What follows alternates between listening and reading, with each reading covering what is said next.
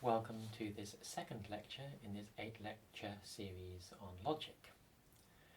Today we will be studying categorical logic. So much of the material in this lecture can be found in chapter 5 and 6 of the book The Power of Logic by Howard Snyder et al. So in this lecture we will be studying categorical statements, and we will study syllogisms composed of categorical statements and evaluate their validity. So a categorical statement is a statement that relates to classes of categories. So we have the following examples. All trees are plants. No plants are animals. Some animals are dogs, and some dogs are not collies. So things like trees and plants and dogs and animals are all examples of classes of things. And categorical statements relate classes of things to each other. Now the categorical statements come in various forms. There are 4 standard forms of categorical statements. These forms are known respectively as A, E, I and O. So A statements are of the form all S are P. E statements are of the form no S are P.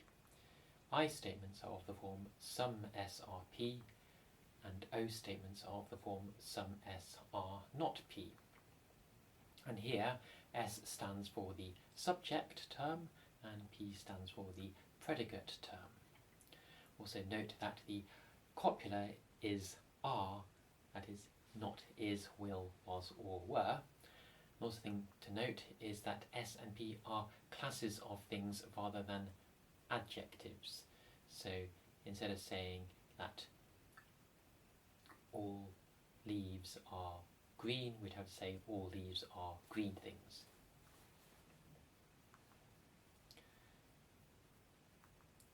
So we have various notions associated with categorical statements. So the quality of a categorical statement can be either affirmative or negative. Affirmative statements are of type A and E, so all S are P and some SRP are affirmative statements. Negative statements are of type E and O, so no SRP and some S are not P are negative statements. So the letters A and I come from the Latin word affirmo, I affirm, and the letters E and O come from the Latin word nego, meaning I deny. So this is where these letters come from. We also have the notion of quantity. So the quantity of a categorical statement can be either universal or particular. So universal statements are of type A and E. So all S are P and no S are P are universal statements. Particular statements are of types I and O. So some S are P and some S are not P are particular statements. Now, in order to study the validity of syllogisms, we need to convert categorical statements into standard form. So if we have the example, so if we have all sheep are alive, since alive is an adjective, we need to convert this to a noun class. So that goes to all sheep are living things. So for all snow is white, here is the copula needs to be changed to are.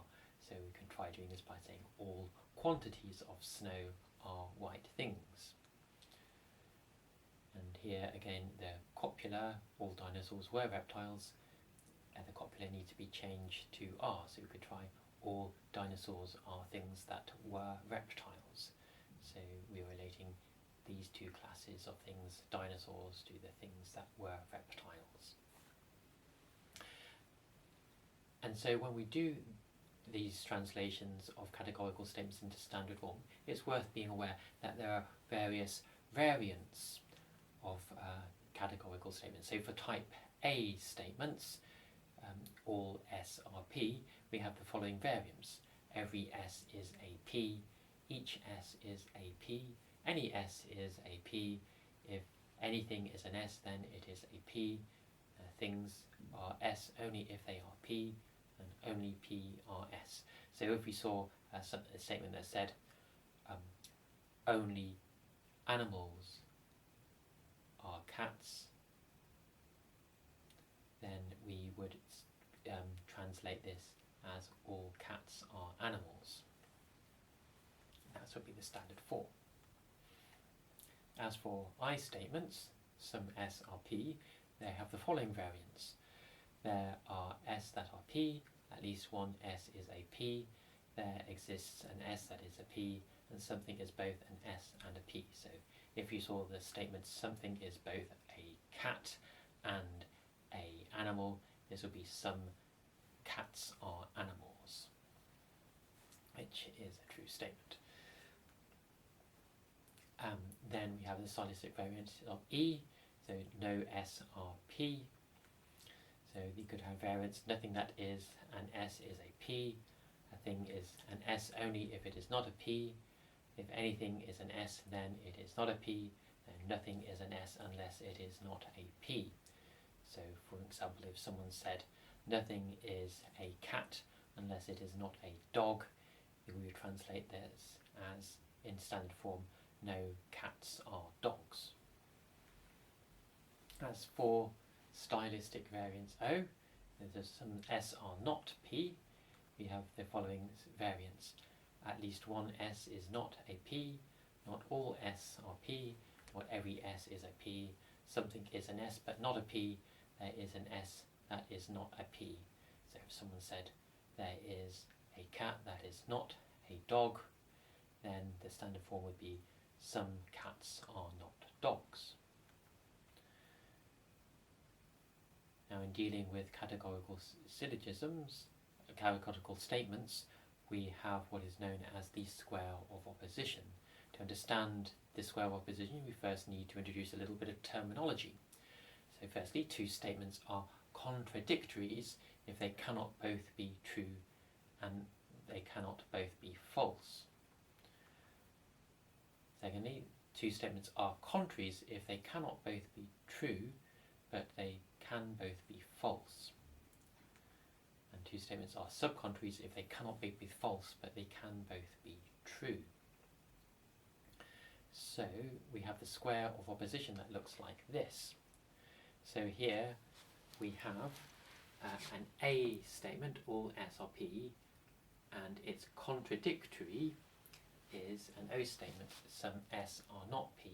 So this means that if A is true, if all S are P, then it cannot be the case that some S are not P. So if this is true, then this is false. But also, if this is true, then this must be false. So these are contradictories. But with contraries, well, we have all S are P. If this is true, then this must be false. No S are P. But it could be the case that if all S or P is false, then no S or P could also be false. We also have this notion of subalternation, which, according to Aristotle, if an A or an E statement is true, then so is the corresponding subalternate statement. So if all S are P, then some S are P must also be true. Likewise, if no S are P, then some S are not P. This should also be true. Now this is rather controversial for modern logicians. So modern logicians disagree with subalternation. So they would come up with the example, say, all unicorns are horned animals, but the subalternate statement has existential import. Some unicorns are horned animals. That means that unicorns actually exist. Now an Aristotelian might, I think, would say, well, although this has existential import, some unicorns are horned animals, so it means that it suggests that unicorns actually exist. Say that this also has existential import. All unicorns are horned animals. So by saying this, we would, if we say that this is true, then we would say that unicorns also exist that's implicit in that statement. But modern logicians, because they like to think about empty sets, so that anything that is an empty set, you can say that something's going to be true of it. But this might seem questionable from an Aristotelian point of view, where truth is a conformity of intellect to things.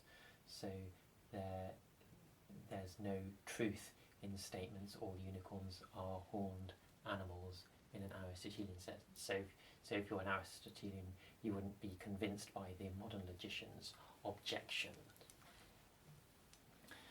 So let's look at categorical syllogisms. A categorical syllogism has two premises and one conclusion, all of which are categorical statements. So for example, we have all astrologers are scientists, and some astrologers are not scientists, so some astrologers are not astronomers. So we have this terminology that the major term of a categorical syllogism is the predicate term of the conclusion. So in this case, astronomers is the major term. The minor term of a categorical syllogism is the subject term of the conclusion. So in this case, astrologers. And the middle term of a categorical syllogism is the term that occurs once in each of the premises. So this is the term scientists in this example.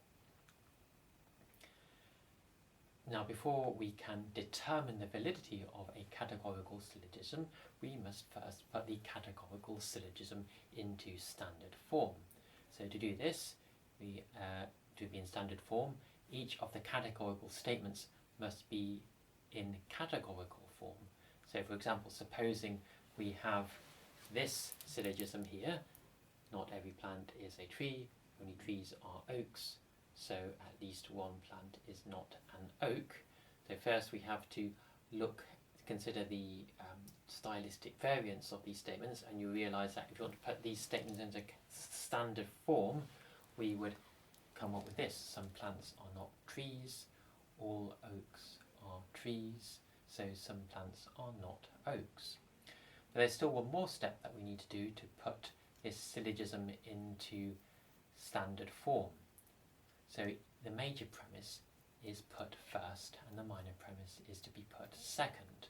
So we take this statement again, this syllogism again, and now to turn this into standard form, well, we notice that here plants, the subject term of the conclusion is plants, so this statement here is the minor premise, and here we have oaks. This is the predicate of the conclusion, and so this second premise is the major premise. And so in order to put it into standard form, we need to swap these premises around. So we end up with the first premise being all oaks are trees, because this is the major premise. Some plants are not trees. This is the minor premise, so some plants are not oaks. So when it comes to assessing the validity of categorical syllogisms, there are several ways in which we can do this. The ways that we will consider are via mood and figure, via invalidity indicators, via Venn diagrams, and via Poset sets.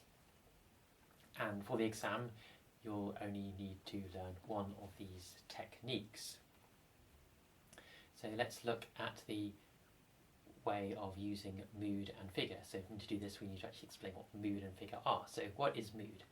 So the mood of a categorical syllogism is the ordered list of three letters signifying the form of each categorical statement.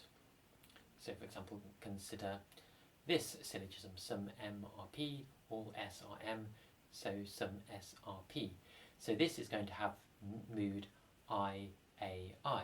And this is because the first letter I is the type of the major premise, the A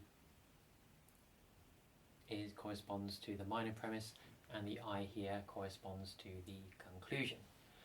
as no example, all P are M, no S are M, so some S are P. And so this is going to have mood A, E, O, because the A corresponds to the major premise, the E corresponds to the minor premise, and the O corresponds to the conclusion. So what does figure mean? Well, the figure of a categorical statement specifies the location of the middle term. So we have we have four figures, figure 1, figure 2, figure 3, and figure 4. So for figure 1, in that case, the middle term of the major premise is the subject, the middle term of the minor premise is the predicate, and because the and then the conclusion has to be of this form of S and P. So for an example, we have all M are P, all S are M, so all S are P. So this is a figure 1 syllogism, and because these are all A statements, the mood must be AAA.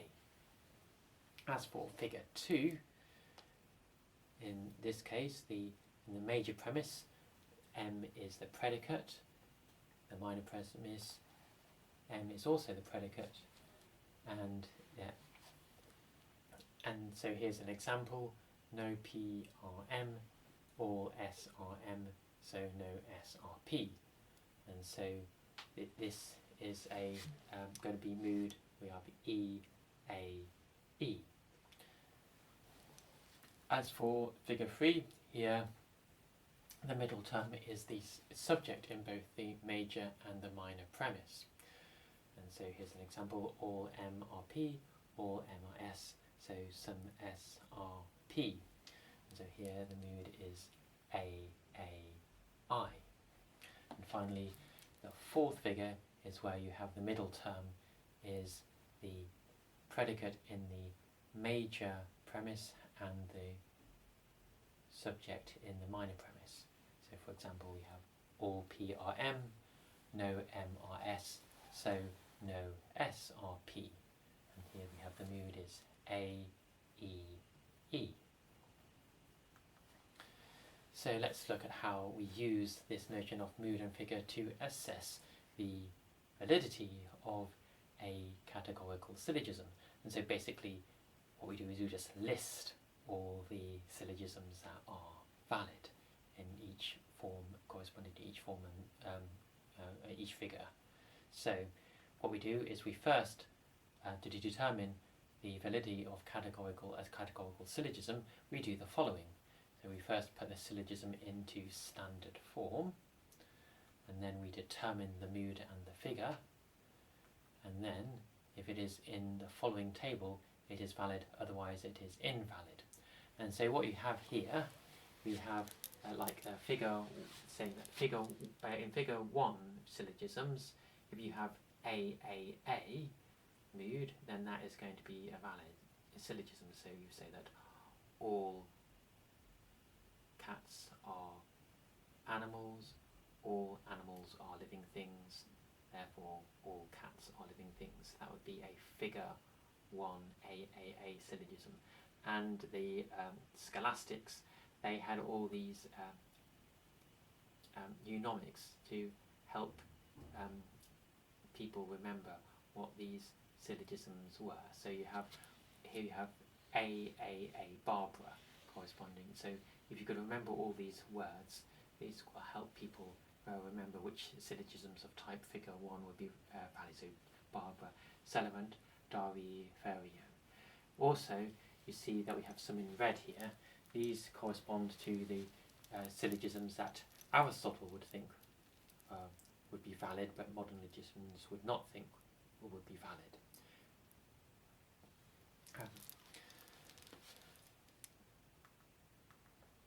And so, example of how we would assess the validity of a syllogism. We look, here's an example of a syllogism. No M are P, some S are M, so some S are not P.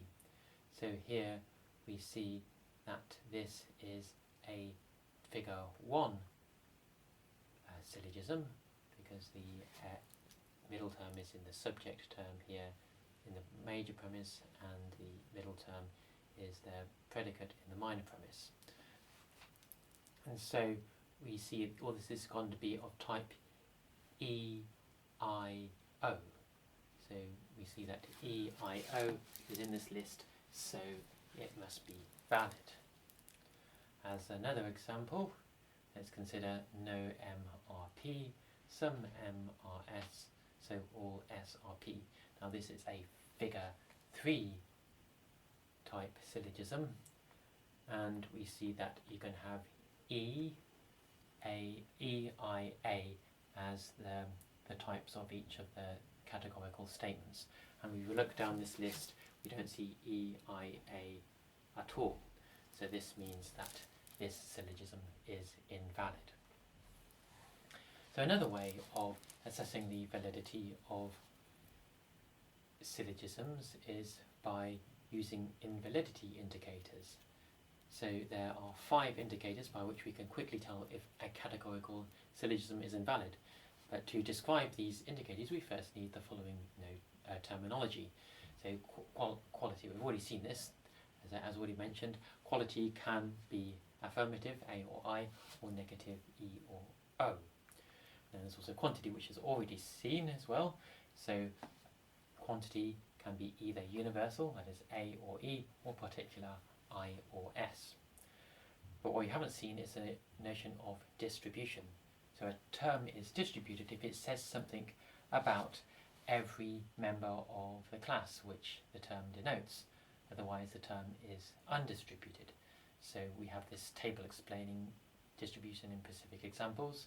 So for an A-type syllogism, all S are P, the distributed term is S. This is because all S are within P, so it's saying something about all the members of the class S.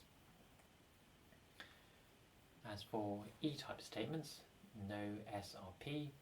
In this case, both S and P are distributed terms because it's saying something about the whole of class A, so the whole of class S. So the whole of class S is outside of P, and all of class P is outside of S. As for I-type statements, some S are P. In this case, neither of the terms are distributed, because it says nothing about the whole of S or the whole of P. And finally, for O-type statements, some S are not P. In this case, P is the distributed term because it's saying that some S are outside of the whole of P, so it's saying all of P in the O-type statements. So, how do we use these notions to determine the invalidity of arguments? Well, the first rule, we'd actually need this terminology. But what we do need is consistency, notion of consistency. So if there's term inconsistency, then the syllogism is invalid. So what we mean by this, the meaning of any of the terms is not consistent. So to explain this, an example is helpful. So here is given the major premise, all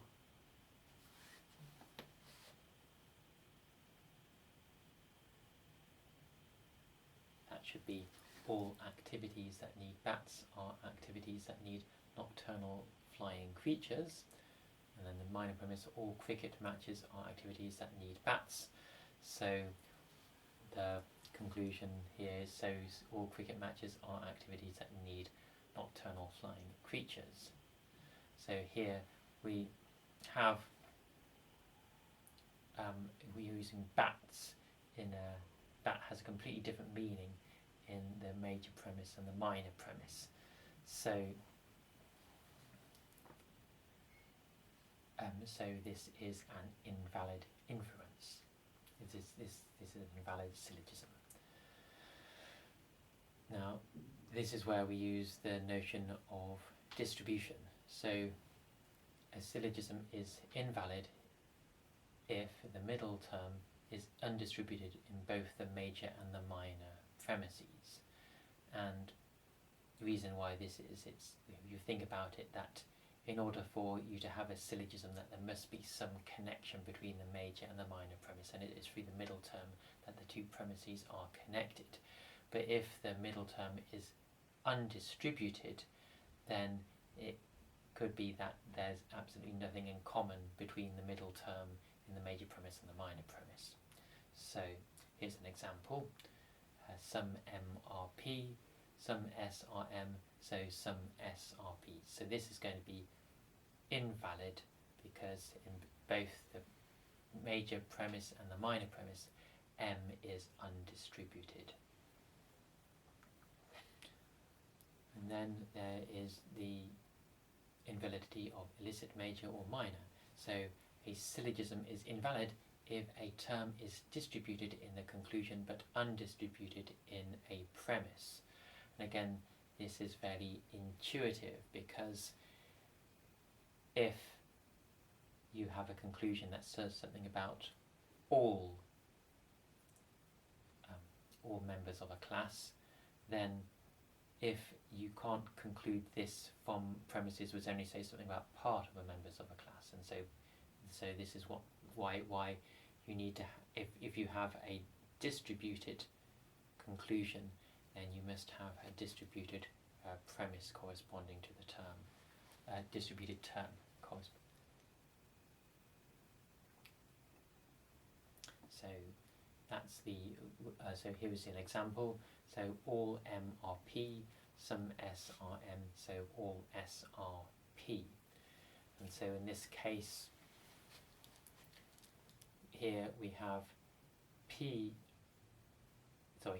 here we have S is in the second premise, the minor premise, S is undistributed here, but in the conclusion, S is distributed, so this is going to be invalid.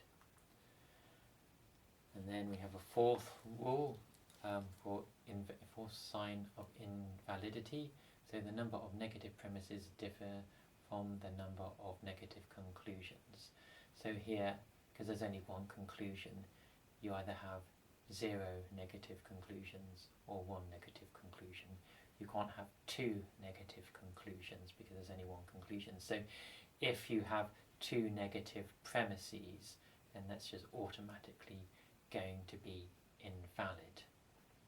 But likewise, if here's another example, if you have this example, no M or P, that's a negative premise, and some S or M, that's affirmative, and then you have some S or P, that's also affirmative. So you have 0 negative conclusions, but you have 1 negative premise. So that's going to be invalid as well. And finally, this is something that if you reject subalternation, if you're non-Aristotelian, then you have quantity inconsistency. So a syllogism is invalid if the premises are universal but the conclusion is particular. So you have this example here. So no bold people are shampoo users. And the second premise, minor premise, is all current kings of France are bold people. And so the conclusion from this would be some current kings of France are not shampoo users. So if these two premises are true, then it would suggest that there is a current king of France and who happens not to use shampoo. But the Aristotelian would just reply saying, well, no bold people are let's say that all current kings of France are bold people is not a true statement. Whereas the modern logicians would say that it is a true statement. So now let's look at another way of assessing the validity of syllogisms is by using Venn diagrams. So a Venn diagram depicts a number of circles where the area inside the circle corresponds to a class of things, and the area outside depicts things that do not belong to the class.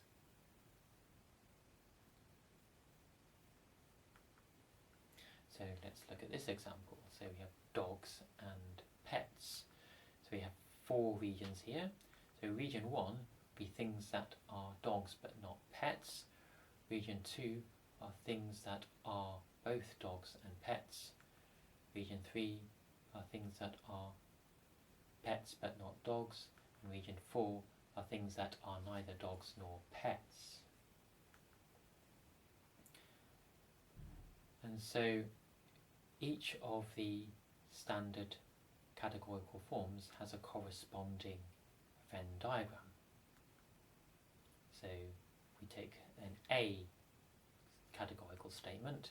This has the diagram that looks like this, and we just need to think about why it is this form, because if you think about what are your things that are all S are P, so we think that we shade this area here out. Let's see, we shade the area out here, because if you had something in that area, then we'd have some S that weren't in P. So that's why there can't be the shaded areas where you can't have any S, and then this diagram tells you that all S are P. As for type I statements, some S are P. In that case, we have these two sets, and the X indicates that there's something in their intersection, that's some S are P. As for IE statements, no S are P. Here we shade this area to indicate that there's nothing in this overlap. So if anything is an S, it has to lie outside of P, and likewise if anything is P, it has to lie outside of S, so no S are P. And then we have some S are not P, so here we mark an X to think that there's something in S that is outside of this region here. And also note that universal statements, such as the I statement and the E statement, these involve shading, whereas particular statements, these involve putting an X on your Venn diagram. So let's see some examples of how to use Venn diagrams to discern the validity of categorical syllogisms. So consider the following syllogism: no P are M, all S are M, so no S are P. So what we do is we just remind ourselves of what the Venn diagrams are for the standard form statements. And now what we do is we draw three circles corresponding to the S, P and M classes of the syllogism as shown here. And then we complete the Venn diagram for a universal premise. So that's where we do the shading. So sometimes you might have could have two premises that are universal, but you can't have the situation, because we saw that if there's an undistributed middle, you can't have two premises that are particular. So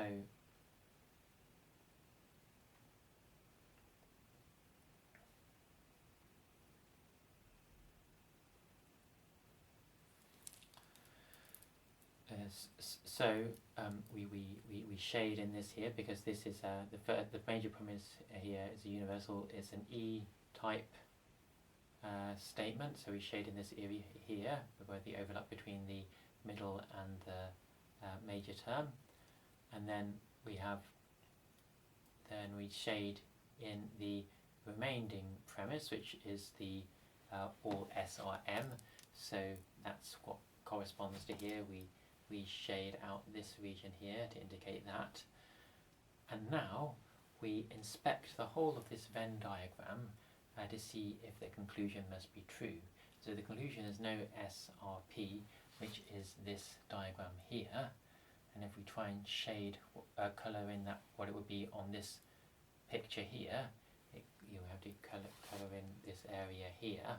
So this is all shaded in, and so we see that that means that there can't be anything in here because of the two premises. So this means that this syllogism is valid. So here's another example. So consider the syllogism all M are P, no S are M, so no S are P. So again, we remind ourselves of what the Venn diagrams for the standard forms of the categorical statements are. And we draw our three circles corresponding to the SP and M classes. And then we draw in a area for a universal term. So we might do here again the major premise is universal, and so all MRP means that we have to shade out this area so that all the M must lie somewhere. They have to lie in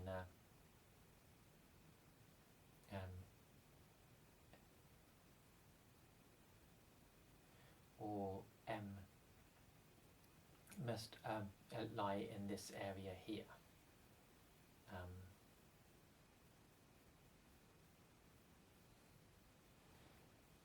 And then we have no SRM. So here we this corresponds to this diagram here, and so we're going to shade in this region here. So, but now when we look at the inspect the whole Venn diagram, because the conclusion says no SRP, so we have to shade in this area here, but we see that this means that we could have something in here. So having something in here hasn't been ruled out by our two premises, so we see that this syllogism is invalid.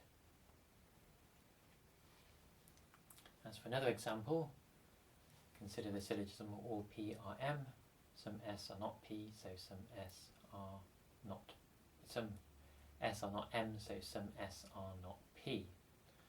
So in this case we again draw our three circles. We colour in a Venn diagram for a universal premise, so all P are M. So if we have any P's, then they have to they can't lie in this region because then it'll be outside of them. They have to lie in this region here. And some S are not P. Well, here we have to put an X here because they we're considering some S are not M. So we know it can't be here because we've shaded this region out here. So the X would have to be here. And now we can look at inspect the whole Venn diagram and see if the conclusion must hold. And so the conclusion O-type statement, this is this one here, and we see that X at this point is indeed outside of P. So some S are not P. So this syllogism is valid. And then a final example, consider this syllogism. All P are M, some M are S, so some S are P. So here we have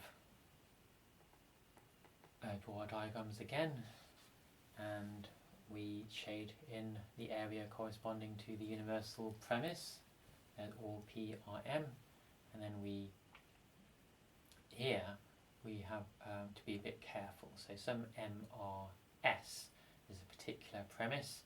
So when we put the X here, we know that we have to put an X in this region somewhere here, but we don't know whether it's going to be in this bit here or in this bit here. So we put it on the boundary here just to express our kind of uncertainty. We sort of try and sit on the fence.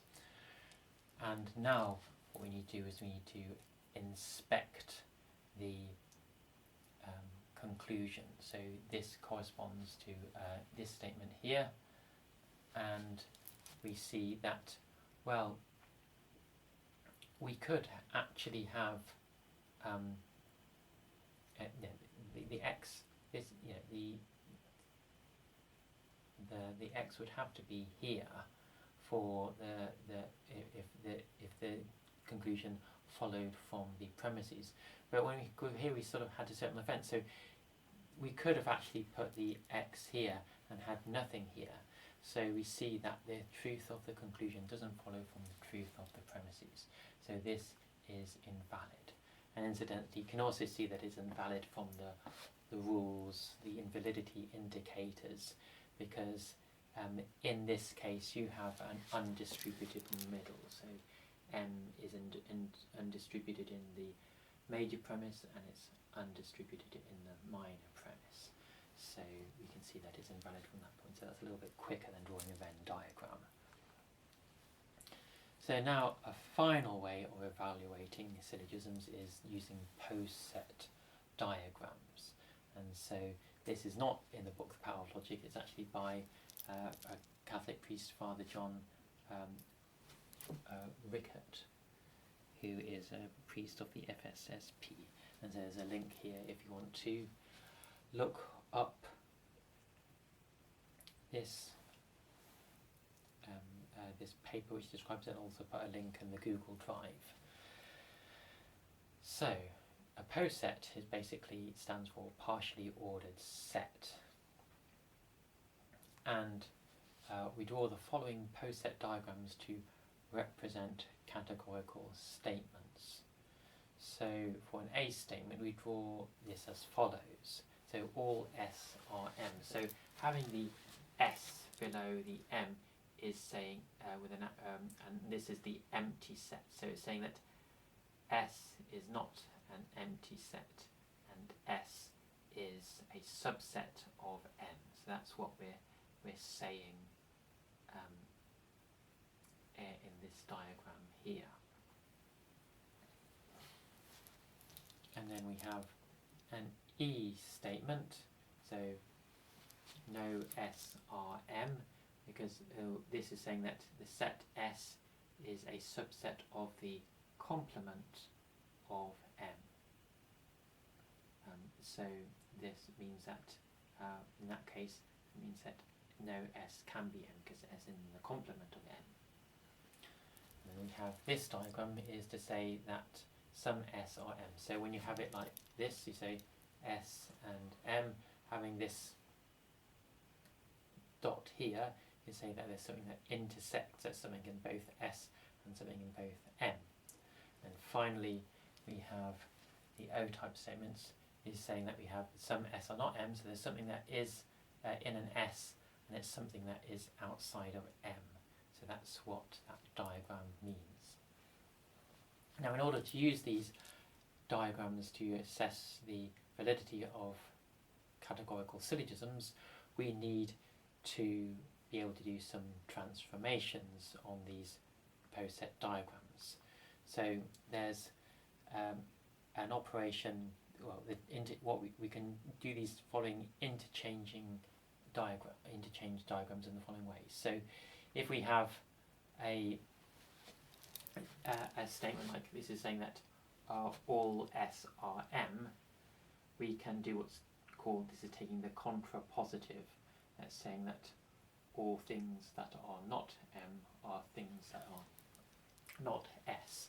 And we could maybe just kind of just think about this by just looking at a diagram.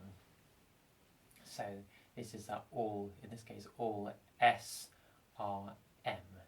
So they can't have any S in this region.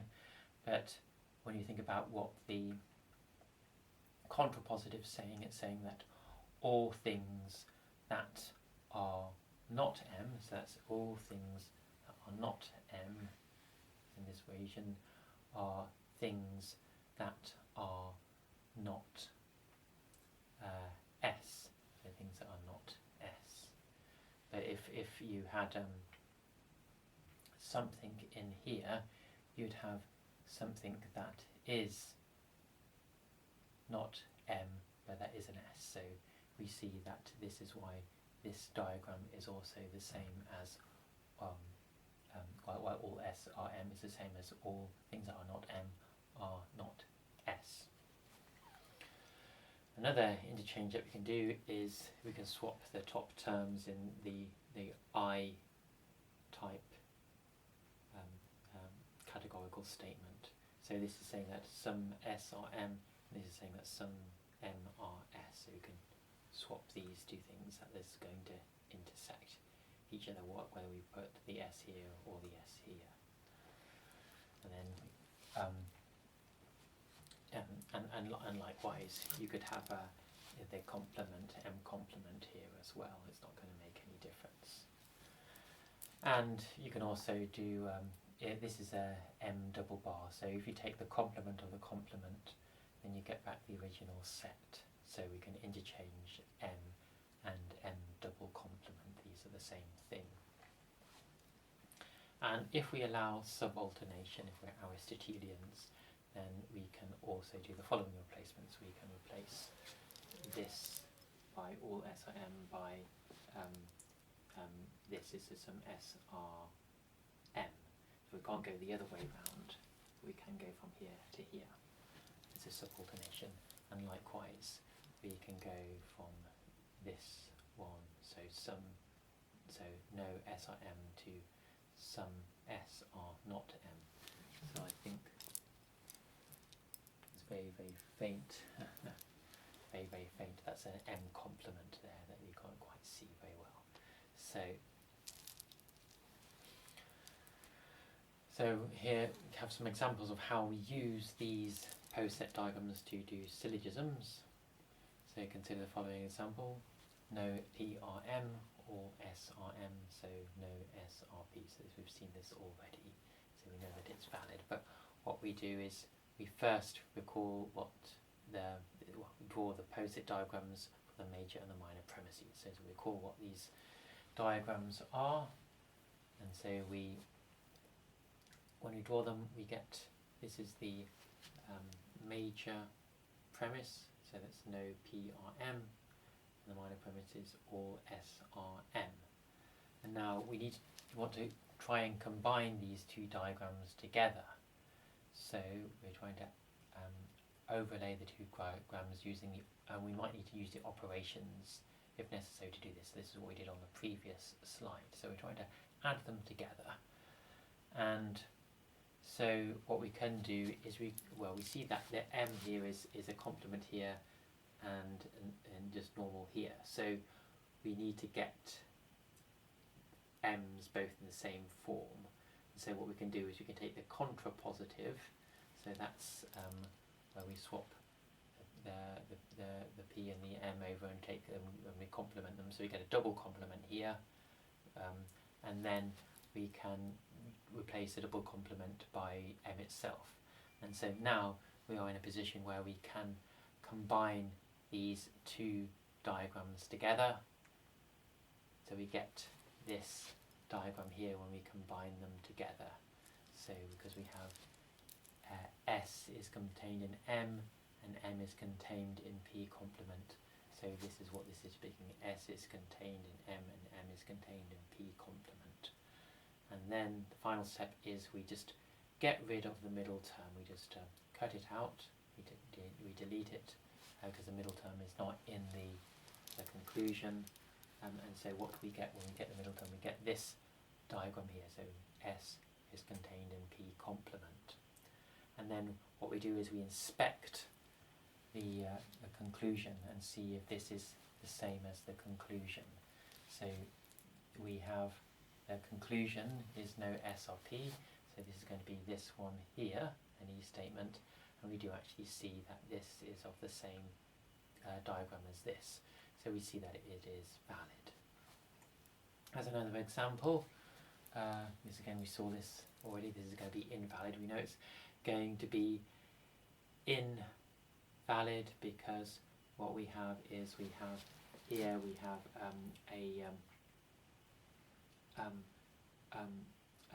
an undistributed major term here, but it's undistributed here. So we know it's going to be invalid by those syllogism validity indicators. But we can also see that it's invalid using this Poset method. So we draw the Poset diagrams for the major and the minor premises, so this is what we get, and then we try to do whatever necessary manipulations that we need to do. So we see again that we have we have a complement M here and an uncomplemented M here. So we have to do something like a contrapositive again. So we do when we do the contrapositive, we get this. I mean, we could do the contrapositive to the other one if you want to do, but you only need to do one of them to get them into the form where we can start overlaying them. And so when we actually overlay them, we're going to end up with this diagram here. And then what we want to do is we want to just get rid of the middle term, and so we end up with this. And we see that this is not like any of these diagrams here, so it's certainly not the same as this diagram here. So we see that the conclusion can't be true. The conclusion can't follow from the truth of the premises. So it's invalid syllogism. Then we have another example, example 3. So all P are M, some S are not M, so some S are not P. Again, this is the same as the syllogism I had earlier, so we know it's going to be valid. So how do we see this? We draw the two Poset diagrams for the major and the minor premises, and we try to combine them together. So here again we're going to have to do a contrapositive on the first major premise here, and so when we do that we get this, and then we try to we can overlay them now because with this term is the same as this term here, and so when we do that we end up with this diagram here, and then we get rid of the middle term, so we end up with this. And when we do inspect our figures here and compare it with the conclusion, we see that yes, this is an O-type diagram, so the syllogism is valid. And finally we consider this syllogism. So all P are M, some M are S, so some S are P. Again, we know that this is going to be invalid, what we've seen when we're using Venn diagrams, and also because of the undistributed middle term. And so again, we draw the diagrams corresponding to this syllogism, and then we, well, in this case, we have an M here and an M here. So we don't need to do any transformations to be able to combine these two figures together. We just draw it like that. That's what can happen when you combine them together. And then when you delete the middle term, you end up with this. And again, it's not like any of these figures here. So we know that this syllogism is invalid using this Poset method. So that's what we're doing on categorical syllogisms. And so these are some of the things that you need to remember because you might be examined on